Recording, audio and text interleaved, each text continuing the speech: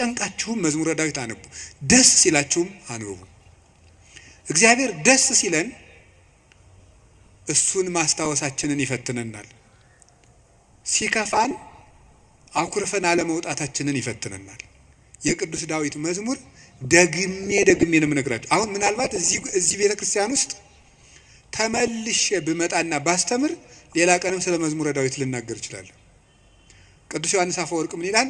ስብከት እንዳሻሽል ከፈለጋችሁ እናንተ ያለባችሁን ችግር አሻሽሉ ብሏል። በዚህ ዘመን ሩቅ ነገር ምንድነው ቢባል ተስፋ ነው። ተቆጥቼ መስበክን ያውን እየተውኩ መጥቻለሁ። ኑሮ ተቆጥቶት ይሄ ሰው ጦርነት ተቆጥቶት ምን እናርገው ብዬ ዝም ብዬ ተስፋ ነው የምነግራችሁ። እና ለተስፋ ደግሞ የቅዱስ ዳዊት መዝሙር ፍጹም መሰላል ነው። ቅዱስ መቃርስ ምን ይል ነበር? ጌታዬና አምላኬ መጠጊያዬ ኢየሱስ ክርስቶስ ሆይ ይሄንን ሌሊት የማድርበት ጉልበት የለኝም። ሌሊቱን እንዴት እንደማድር አንተ ታውቃለህ።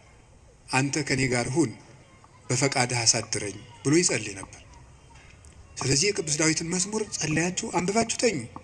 ማለዳችሁን እግዚአብሔር ማታውን የቀደሰ ሰው ማለዳውን ይቀድሳል። ማታችንን ካበላሸ ነው ማለዳችንም ይበላሻል።